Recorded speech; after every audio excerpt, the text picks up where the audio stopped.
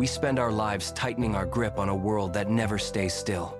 We build routines, make plans, chase goals, and convince ourselves that discipline equals control. But control is the sweetest illusion humanity has ever crafted. A quiet lie we tell ourselves to feel safe in a world that was never meant to obey us. We draw lines across the chaos, label it order, and worship the illusion as if it were truth. Yet, beneath every neatly drawn plan, the unknown waits, patient, powerful, untouchable. Like children clutching sand in their palms. We believe the tighter we hold, the more we keep. But the sand always slips through, grain by grain. The truth is simple and terrifying. You were never holding the sand. The sand was holding you. We measure our success by control of our image, our emotions, our future. But the world does not belong to the ones who grip. It belongs to the ones who flow. Those who understand that time is not a servant to be commanded, but a river to be traveled. Every attempt to hold it only makes us drown faster. There's an old parable of a king who built a dam to control a mighty river. He commanded that not a single drop escape his will. For a while, it worked. The crops grew. The land flourished. The people praised his mastery. But one night, the rains came, heavier than any before, and the river rose beyond the walls he built. It broke through, roaring, swallowing his kingdom whole. When the waters finally receded, only one truth remained. The king never controlled the river. It merely allowed him to believe he did. We are all that king. We build walls around our emotions, prisons around our thoughts, and cages around our fears. We say we are managing life, but in truth, life is only tolerating our need for control. The tighter we grip, the more it slips away. A monk once believed he could silence his mind through sheer will, hours of meditation, breath, and control.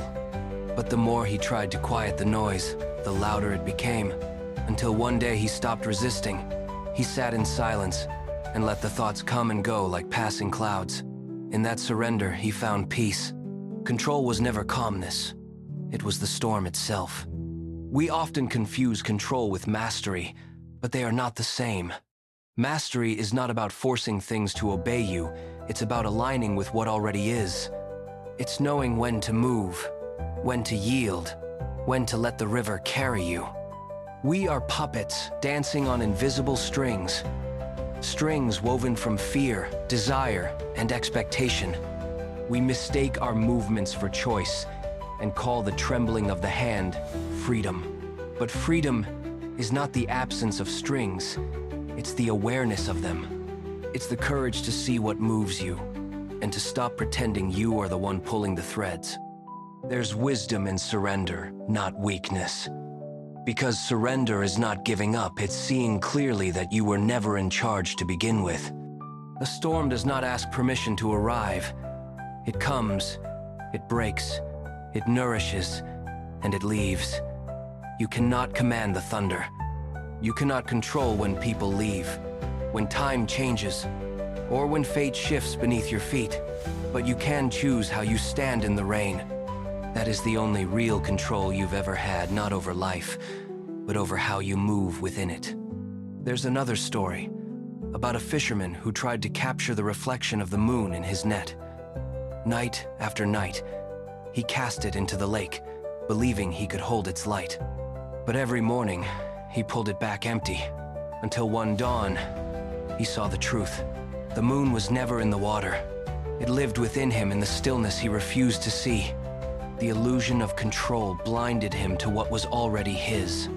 We spend so much of our lives trying to hold the unholdable people, moments, certainty, love. But the more we cling, the more fragile they become. What if, instead of trying to hold, we learn to let things move through us?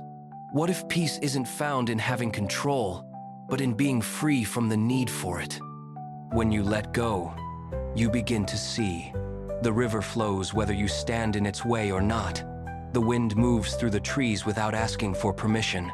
You were not sent here to dominate the world. You were sent here to experience it, to dance with it, to fall and rise and learn from the loss. The illusion of control dies the moment you realize everything is borrowed. Your body, your time, even your thoughts. All of it belongs to the flow. And when you stop fighting the current, you finally start living. To control is to fear change. To surrender is to trust it. You cannot grasp the water, but you can learn to float. And maybe that's all life ever asked of you. To float, to flow, to let go. So, let go of control. Hold on to awareness.